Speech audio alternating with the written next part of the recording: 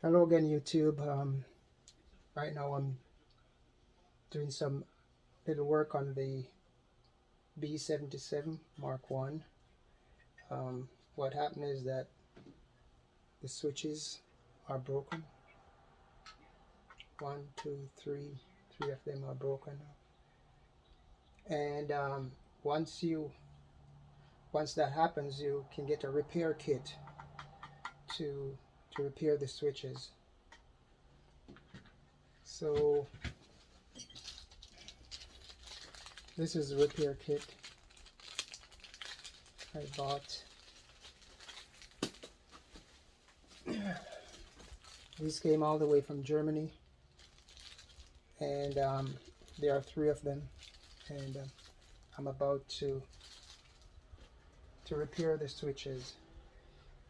But while I have the audio board off, audio PC board off, I went ahead and started cleaning these other switches. They were kind of tight. Right. So I start cleaning these. So I get my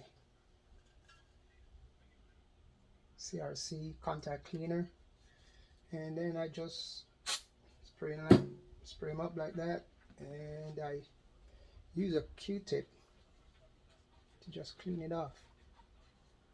See how black it is? It's dirt.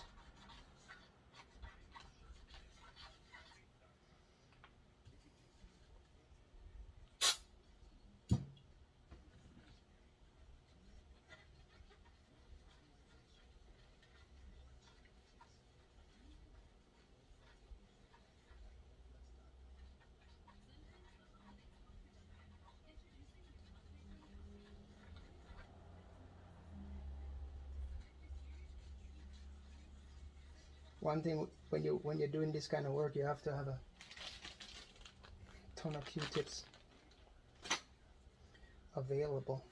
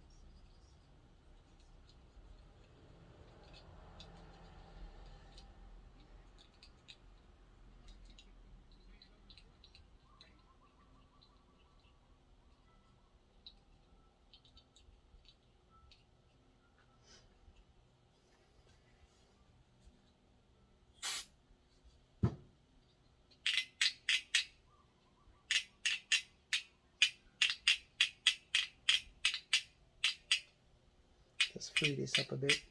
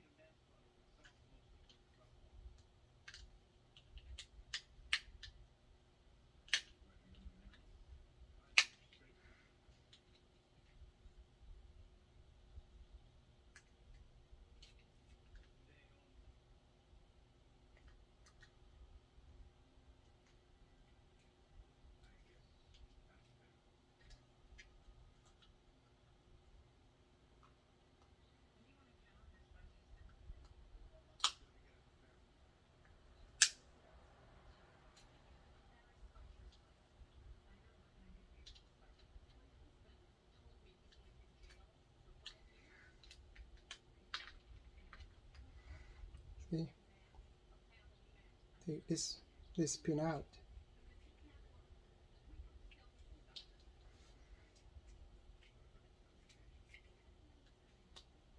I don't have a proper tool to do this, so I just have to improvise.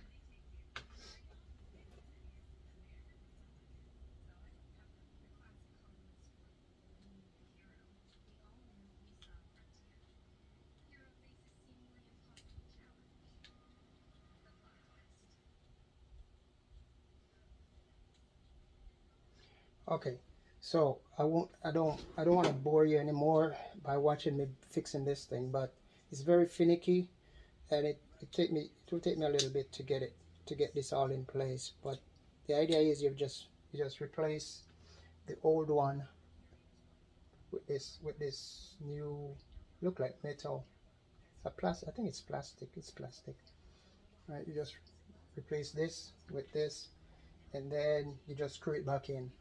You know, that's one of the reasons I always say I cannot work and do a video at the same time, because I work so slowly. No hurry, just take my time. This is one example of why I say that. One other thing I want to point out to all the people who want to try their hand at restoring a Revox tape. The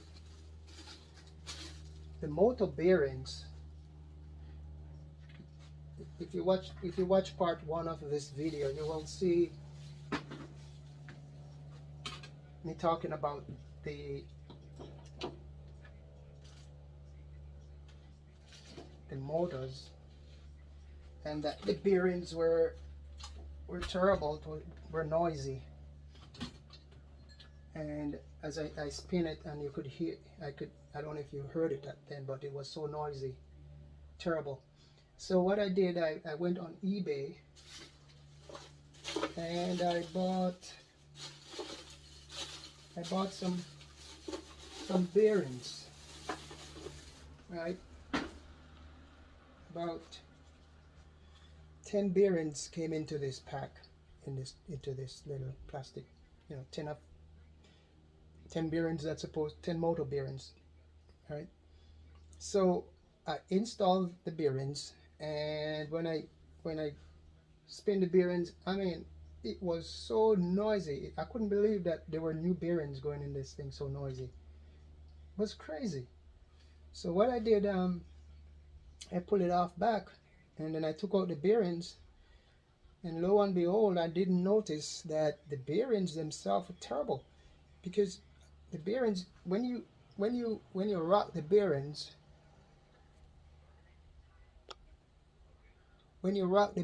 you're not supposed to get any play at all on the bearings, right? And when I rock these bearings here, I'm getting like about a millimeter worth of rocking. I couldn't believe it. And then I pull out the rest from the kit, from this little package here.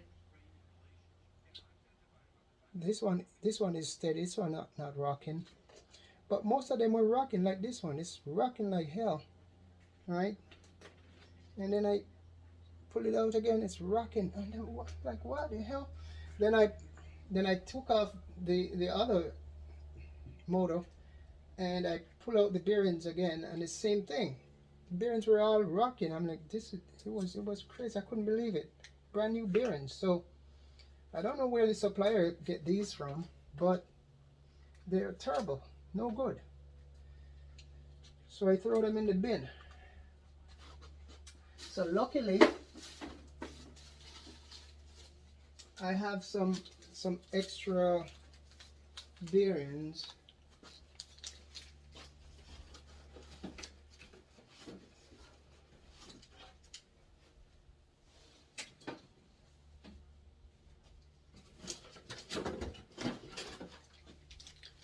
I have some extra SKF bearings, and these are the SKF motor bearings for this thing, right? These are the 608-2Z bearings, and I still have a few. I have a few left over, but the thing is, I didn't remember about these things. That's why I went on eBay and bought new bearings. And then I was rifling through a box last night, and then I saw the bearings. I'm like, whoa, I have bearings. I didn't realize that. So I put on the new bearings, and I mean, this thing is as quiet as a mouse. You can't hear it. Perfect. So moral of the story is, be careful who you buy, what you buy, where you buy when you go on to eBay.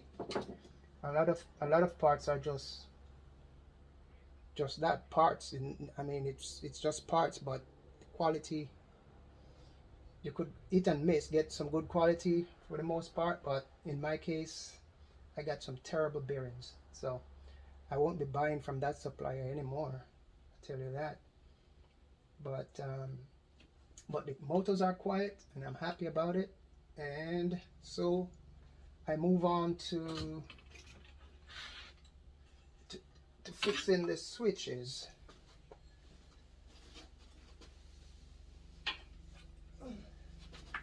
Yeah, so I'll be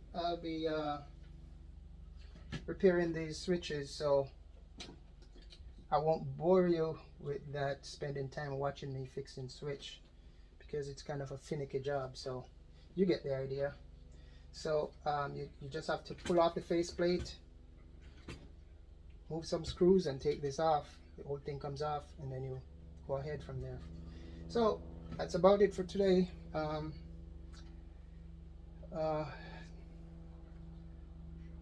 I'll be telling you my progress as I go along. So later on tonight I'll still be working in the wee hours of the night doing this thing. Okay, thanks for watching. See you later. Bye. Okay, so this is the final assembly. The switches were repaired, all good.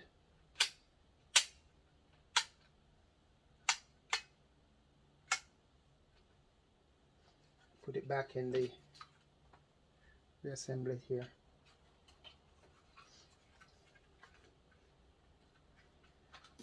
So next thing I am going to do is to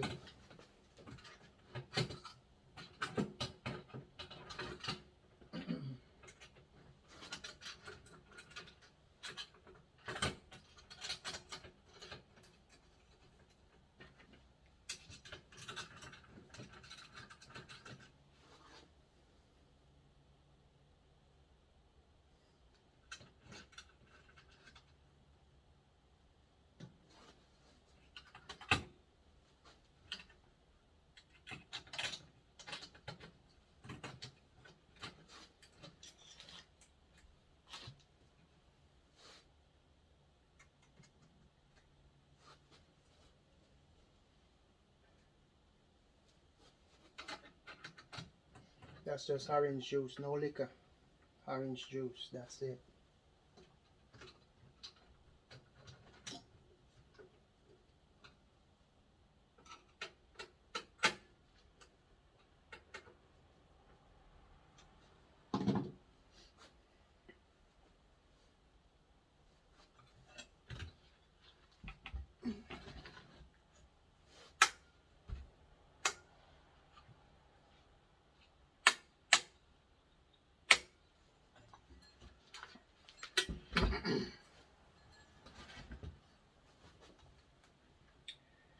Next thing I'm going to do is to just put back the wires in place. Then I'm going to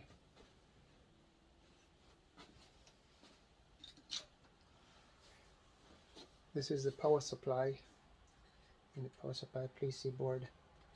This suppression cap has to be replaced. It's one of those fragile caps. It has to be replaced. And I'm gonna recap the board, the power supply board. So so when I'm all done, I'm gonna be reassembling back everything.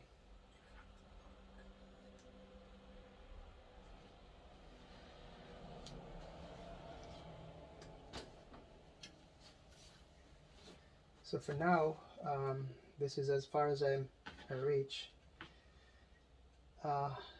I won't do anything to the power supply board until I get all the parts. I ordered them some time ago, so they should be arriving any day now.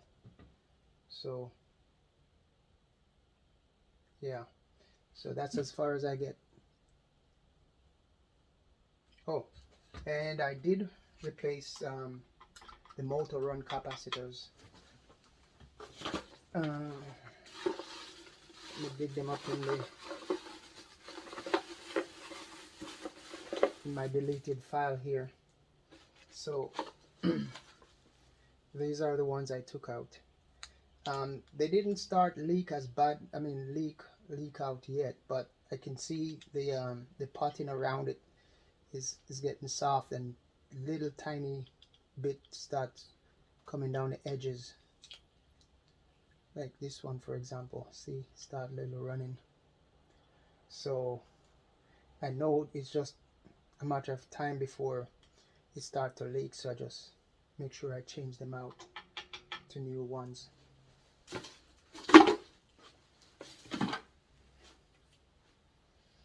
Okay, that's about it for now. Okay, steadily moving along with this restoration. See you later. Bye. Okay, so I am continuing with the B77 restoration. I just completed recapping the power supply PC board, and I took out these Frico caps. These caps are, they're not leaking or anything, but you know, it's just a matter of time due to the age of this unit. So it's better to be safe than not. So I replaced them with two brand new Comet capacitors. And so this is recapped, installed it, and the next step in the next stage in the restoration is to what I'm going to do now. I'm going to install the capstan PC board and the tape drive PC board right here. Then I am going to take it for a spin to see if the tape transport really work. So after I install the two boards, I'm going to turn it around and I'm going to thread it with some tape to see if the transport is okay. So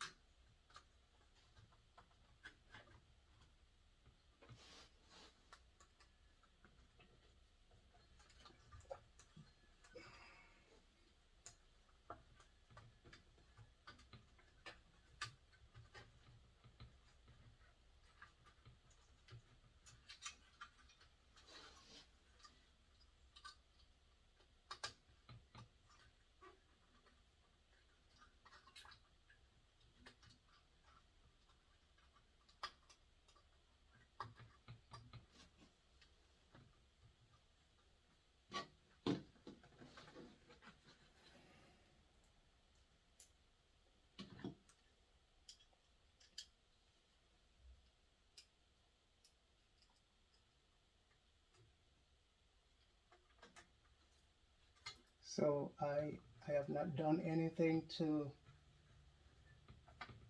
the capstan board or the tape drive board. I just want to make sure that everything works, so that if anything goes wrong, I know where to look.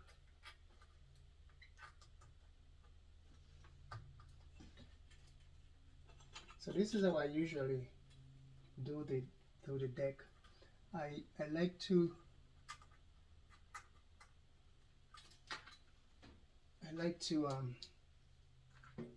get the transport working first before I touch any electronics.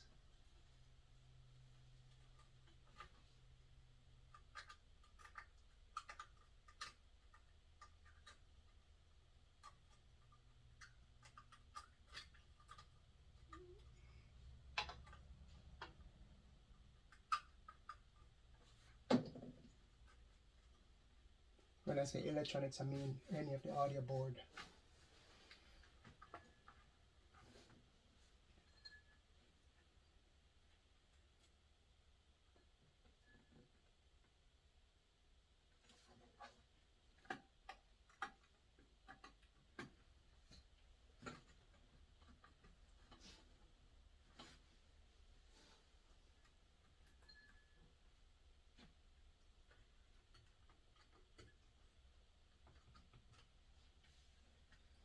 Okay, so let me check my connections to make sure that everything is in place here.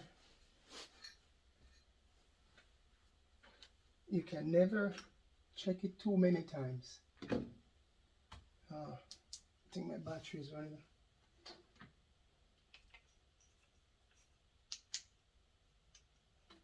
Okay. You can never check too many times, because sometimes when you think you put everything in place where it's supposed to be,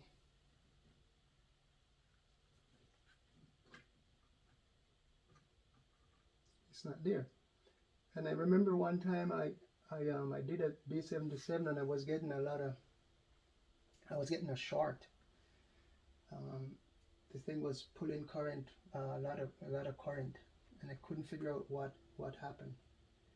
And come to find out that right here, in putting on back the audio interface board, I shorted out two of these wires, and it took me a while to realize that. So I always check and recheck and check again.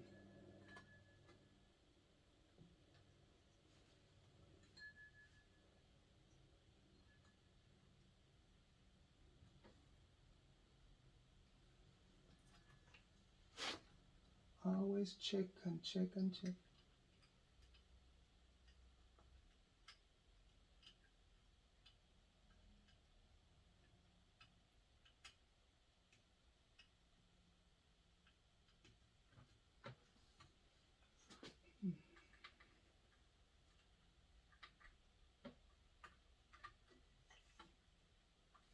Okay.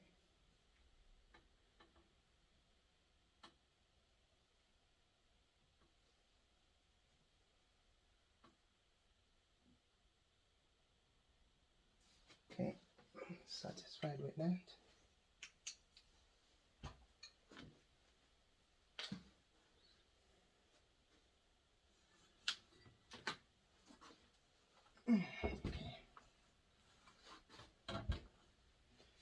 So now I'm gonna thread it with a tape and see what's up. I could just as well turn it on and just cover it up and let the motor run, but I just like to see it with the tape on it.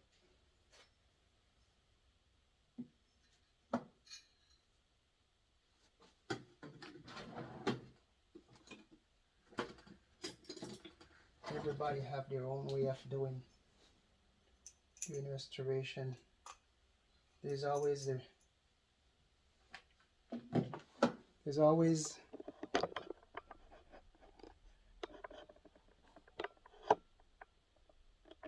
There's always a right way, a wrong way, and then there is your way, or in this case, my way.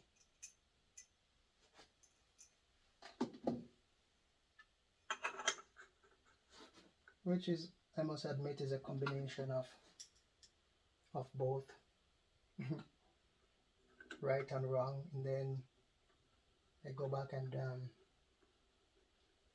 figure it out that, and you put it on wrong, that was the wrong way. You know, we all make those kind of mistakes. So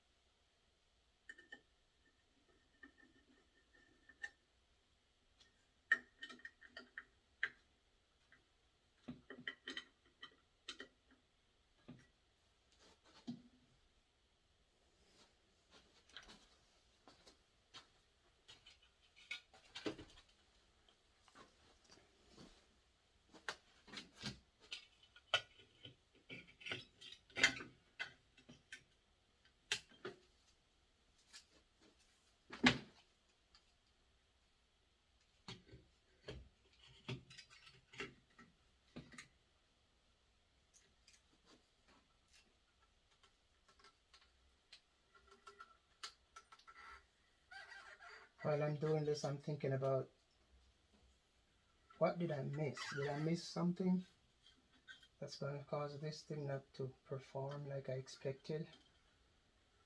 So we shall see.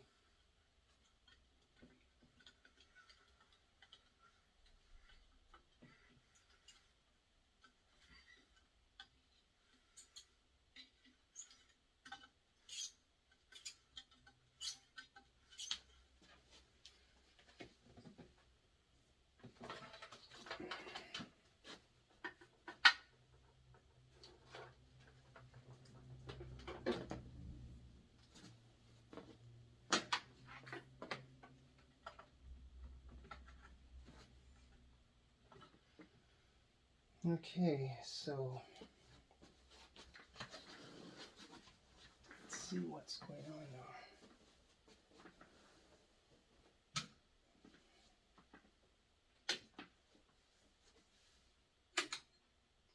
Right, power comes on.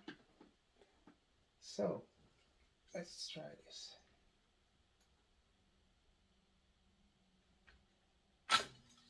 All right, tape is spinning.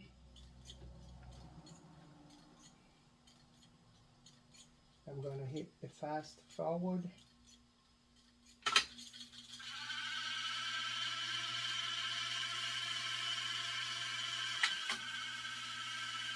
The pause button works. Stop. Now that noise is just the tape counter here. So I might have to get a new tape counter. Well, a different tape coat. A different tape counter. You can't get the, I have never seen a brand new one, so I have to change this. Alright, so We know the pause button work, the rewind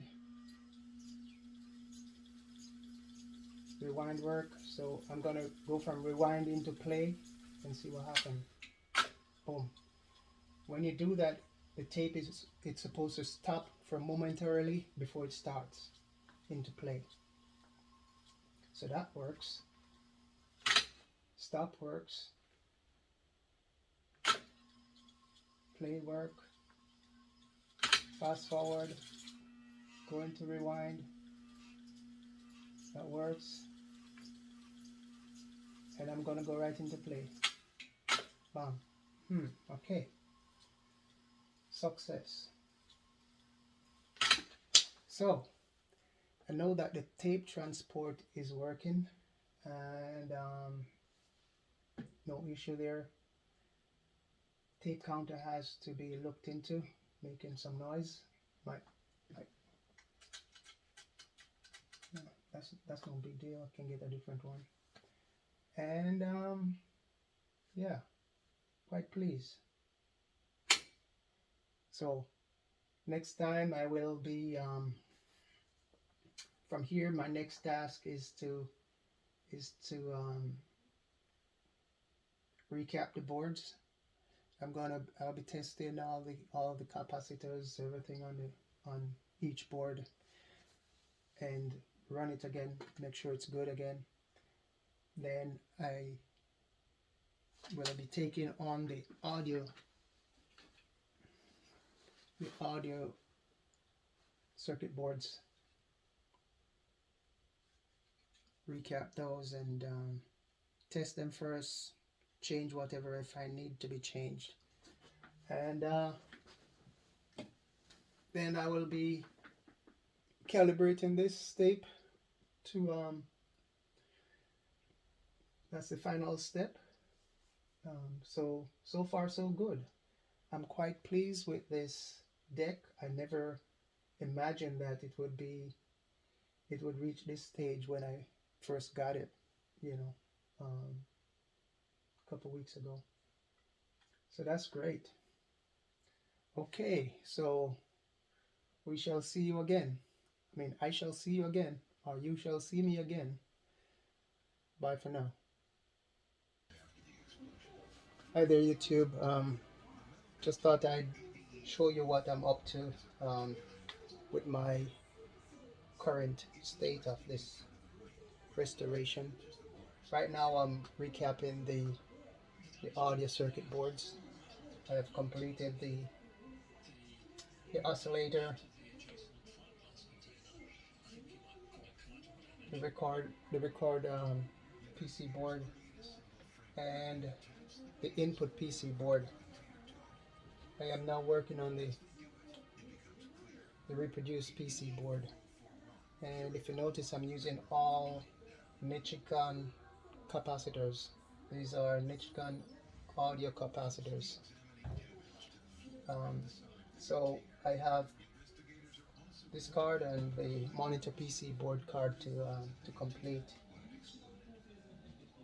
Take some time, and but like I always said, I'm in no hurry.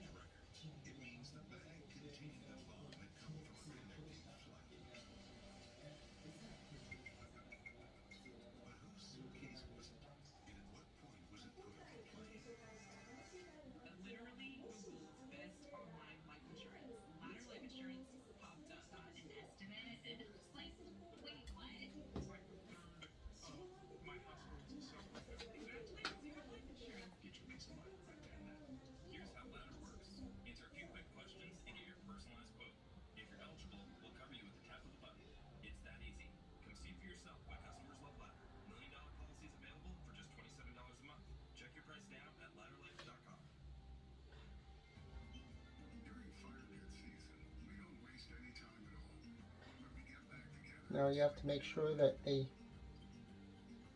point where you're soldering is heated properly so that you don't get cold solder, because It's a fusion process.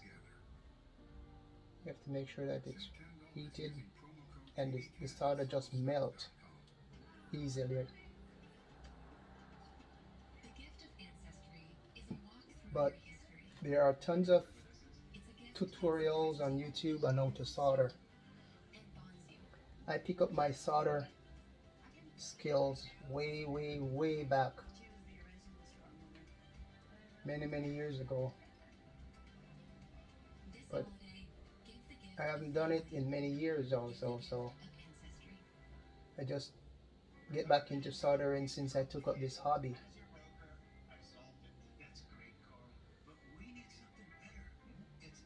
So I'm not new to soldering.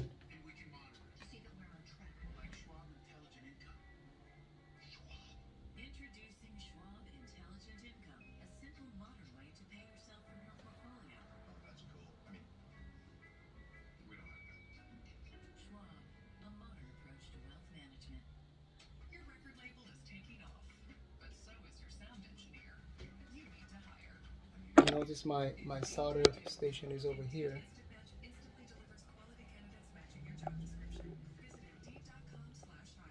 That's the ICO solder station. It's pretty nice, pretty good setup. Now, these are all the caps I've changed so far. Caps and bearings, all that. All these caps were changed out. These are new ones. This is for the monitor PC board. That's what I have to do next.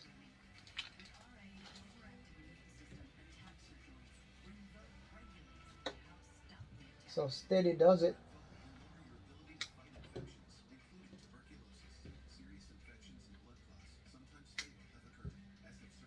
I usually have an IPA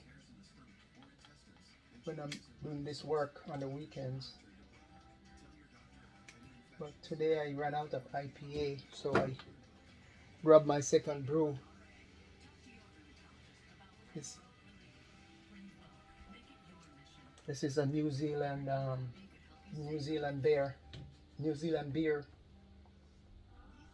Stein Lager. It's pretty good. I like it.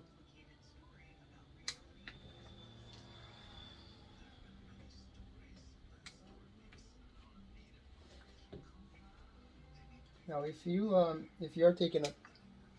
you're soldering on these PC board, you have to make sure that you don't apply too much solder. I mean, too much heat on the solder joints, because the trace will get lifted off the board. Sometimes you won't even notice it, but it has happened to me before. These trace just lift up, or where you're soldering it, everything just lift right off. Then I have to jump it to get the component back in the circuit. So, you just have to be careful how much heat you apply.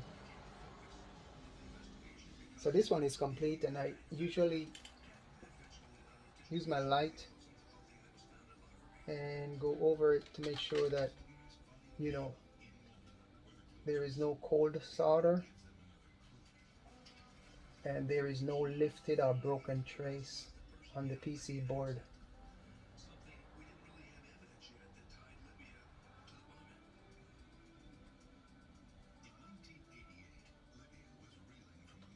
Normally, as when I soldered the board, after I put the components in, I usually just go over each solder joint and just heat it up a little bit. Just put a little heat on it to kind of like soften it up a little bit on each point, because sometimes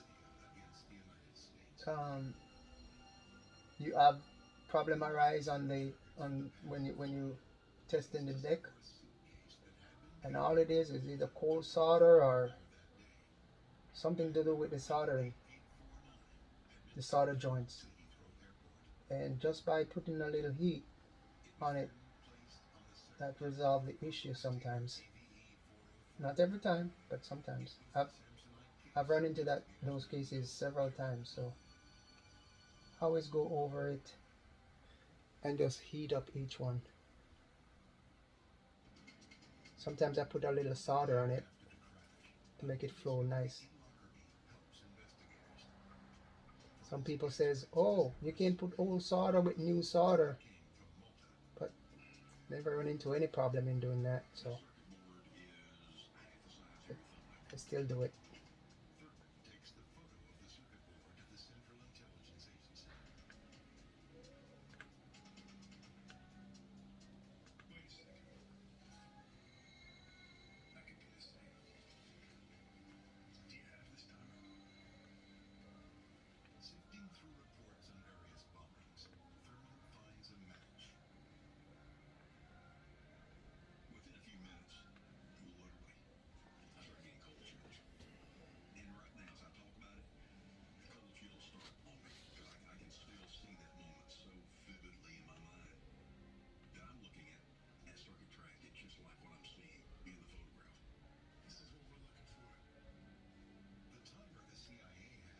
Some people would say, hey man, you don't have to do all that. You don't have to do all that. It don't make no sense to doing that. But, man, tell you what, I just do it, man.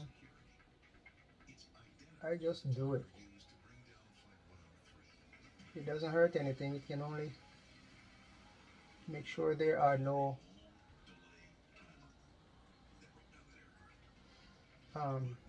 cold solder around, and that you have good solid solder connection.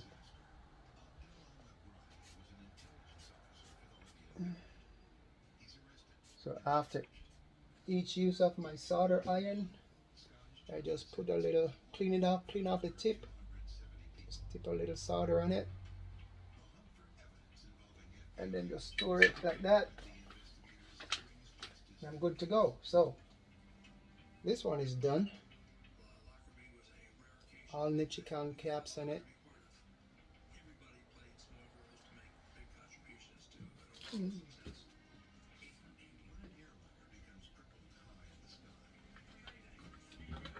All right.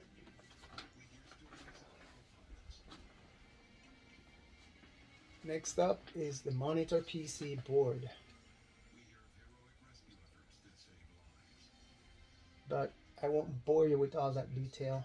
But I must point out one thing. For those who are going to be doing this kind of work, when you take out the pots, make sure you measure them. When you take it out, you measure the pot, and then you adjust the new pots to this old pot measurement, and you'll be safe. I'd say 80%, 90% of the time. People will tell you if you do that, you don't have to calibrate the deck, because it will be like almost 90% in calibration, because all these pots on these other cars, I've measured all of them before, all the pots before I put the new ones in. But you know me, I'm gonna calibrate this thing. So alright, see you on my next installment. Alright, so after I finish this one, then the deck will be ready to go through an initial audio test. Alright, see you later. Hello YouTube, I'm back again with another installment of my Revox B77 Mark I restoration. Last phase I was recapping the boards, and this is the final board I just recapped. This is the monitor PC board. I inspected everything and it's all looking good. All audio caps on all the boards. So what I'm gonna do now is I'm gonna test it out to see if everything works as expected. Sometimes one would think, why recap the boards, and we could just as well fix the deck and be done with it. But my goal is not just to fix. My goal is to restore the deck, and there's a difference between restoration and repair. A repair, you know, the item comes in not working or something broken, and they fix it, they patch it up and let it work again, right? So a restoration is trying to get the item back to a condition as close as possible to when it was new, and that's my goal. I do limited amount of painting, like the outside, the case, back case and stuff, you know, that's fine, to let it look nice aesthetically. But I am in this for restoration. But before you do the restoration, you know, I usually make sure the deck work before I do all this other stuff. So the restoration is a process of trying to get it back to form, fit, and function as close as possible to when it was new. So so that's what I'm trying to do.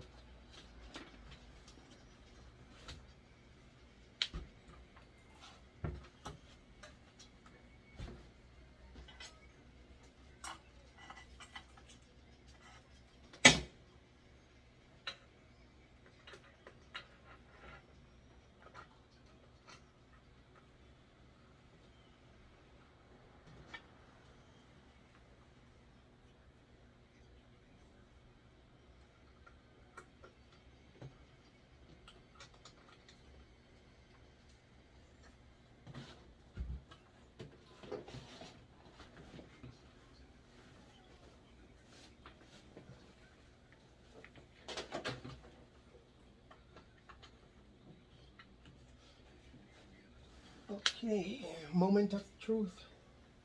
Okay, so I'm gonna string it with a tape that has some music on it, and this is a 2-track deck in place. You just gotta be patient.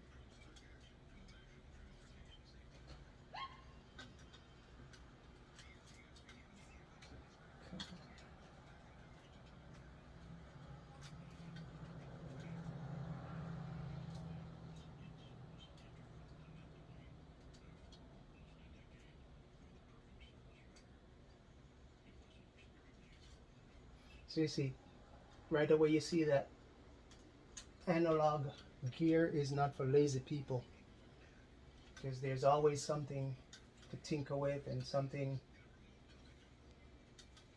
you know, something really finicky, like what you've just seen in stringing the tape. Same with turntable, it's always something to do. So if you want to be lazy about it, stick to digital.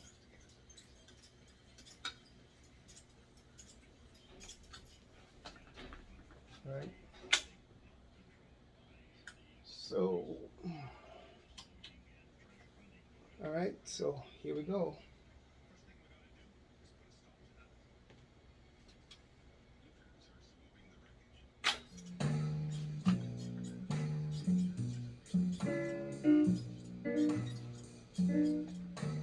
So as you can see, the deck is working.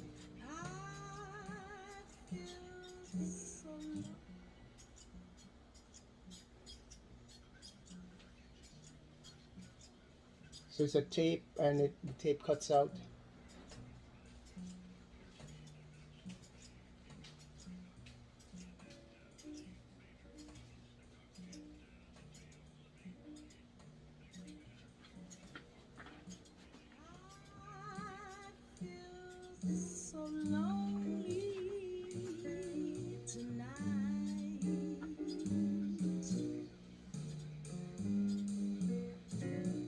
VU meter is working just like before.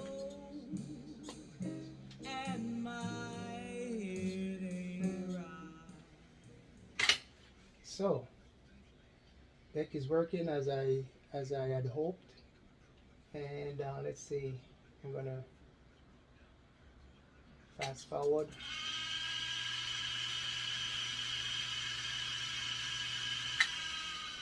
That's the counter making that noise, and we're gonna rewind.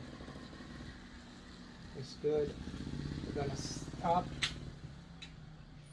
We're gonna rewind and go straight into play. Bam. Okay. We're gonna pause. Gotta hold it down. One thing I'm gonna try now is I'm gonna rewind it and see if the end of tape work. End of tape function work. So here we go.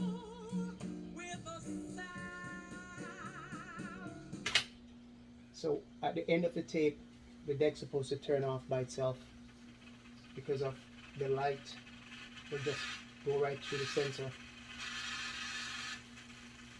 So the end of tape sensor, oh, yep, works. This is the end of tape sensor right here. So as soon as light from the sensor get to the diode up here, it triggers it and turns it off. So when no light can get to the diode, the tape still runs. So success. The tape works. So next step is to do some calibration on the deck. Then I'll be putting it back together and take it from there. I must say I'm very pleased with how this has turned out. I'm very pleased with how all the audio board was kept, and I use Nichigan audio grade capacitors. Power supply was recapped also. Bearings, as I said before, all that was done. So you see the deck is pretty decent. Pretty decent. It looks really nice, but I won't say it's as pristine as when it came out of the factory almost 50 years ago, but for the amount of years this has been out, it's very nice.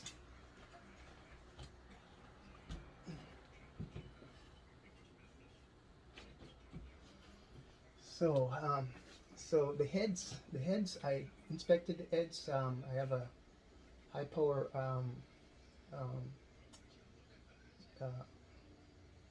magnifying glass, and the head's really nice. There's no scratches on the head or anything. Heads are really nice. End of tape sensor work. The deck itself, the brakes were cleaned up really nicely, and it's working fine. Its brake is operating exactly as it should.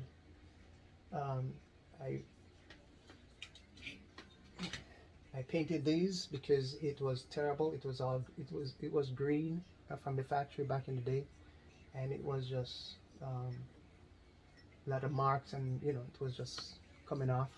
The paint was coming off, so I painted it black. So there you have it.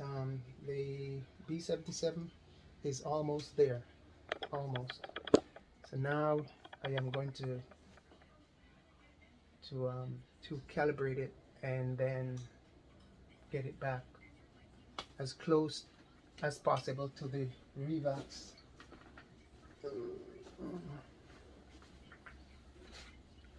To the specification in the Revox manual, and I have all my gear to do that.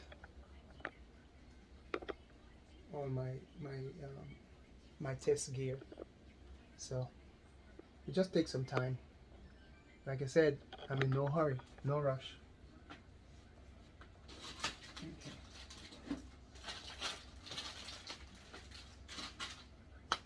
Alright, thanks for watching. See you on the next one. I won't promise that I will produce a video that shows my calibration steps, because I usually, that's the part that really take a while for me, you know, because I want to get everything right, so it takes some time, so that video would be so long.